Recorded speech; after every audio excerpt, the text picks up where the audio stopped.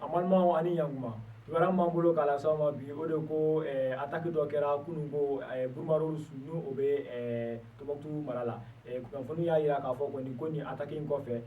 mɔgɔ 5 ni o y'an ka finitigi 5 ye olu de nin tora a la wa 10 ani kɔ ɲɔgɔnna ko olu de joginna fɛnɛ gouvernement yɛrɛ ye nin kunnafoni ninnu kɔni ale y'a sɛbɛntiya o tɛmɛnen kɔ ka bɔ yen fɛnɛ kunnafoni wɛrɛw y'a jira k'a fɔ ko Banbanci minnu ye nin ko in kɛ ni olu kɔni ma se ka lakodɔn fɔlɔ nka kunnafoni caman kɔni y'a jira k'a fɔ ko a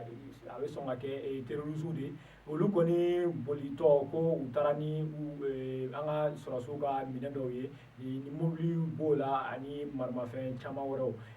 kunnafoniw y'a jira k'a fɔ fɛnɛ ko an ka mɔgɔw dɔrɔn ma sara san nin na ko k'a d'a kan ko Banbanci ninnu fɛnɛ ye saya dɔw sɔrɔ nka ko olu kɔni sera ka boli n'u ka su ye olu da ma se ka dɔn nka kunnafoniw fɛnɛ sera an ma ni olu bɔra tubabuw ka kɛlɛbolo yɔrɔ ni o ye Barikani ye min b'a jira k'a fɔ kɔni ko olu kɛlen ka bɔ nin kalama olu fɛnɛ ye u ka sɔrɔsiw bila ka taa nin yɔrɔ kɔfɔlen in na ani olu ni avion dɔw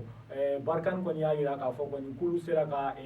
mobili 2 ye mobili minnu kɔni sera ka mobili minnu suɲɛna an ka sɔrɔsiw bolo ko olu tun falen don nin Banbanci ninnu na ko olu ye bombe bila ka jigin o mobiliw kan ko o kɔfɛ kɔni ko mɔgɔ 10 ani kɔ ɲɔgɔnna ko Banbanci ninnu na k'olu sera ka olu de faga o kunun kelen kɔnɔna na ONU ka kɛlɛkɛbolo min bɛ an ka jamana kɔnɔna ni o ye MINUSMA ye ale fɛnɛ y'a jira k'a fɔ kɔni ko Tesali ni o ye Kidali mara ye ko dɔ sera olu fɛnɛ ma ni o ye Banbanci ninnu ka kojugu ye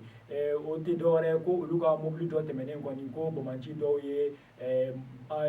bombe kɔni ni a bɛ f'o ma ko mine k'o bila o duguma ko olu ka mobili yɛlɛn'o kan ko kɔni o kɔfɛ ko mɔgɔ 3 kɔni joginna kosɛbɛ ko mɔgɔ 3 la k'olu yɛrɛ ka mɔgɔ 2 b'o la ale ni civil gansan wɛrɛ ko ninnu kɔni ko u ka jogini kɔni ka juguyalen bɛ nka ko ni min bɔra a kɔfɛ k'u bɛ tila k'o fɛnɛ lase jama ma ni kunnafoni de tun b'an bolo k'a las'aw ma bi a' ni ce aw ka kulomajɔ la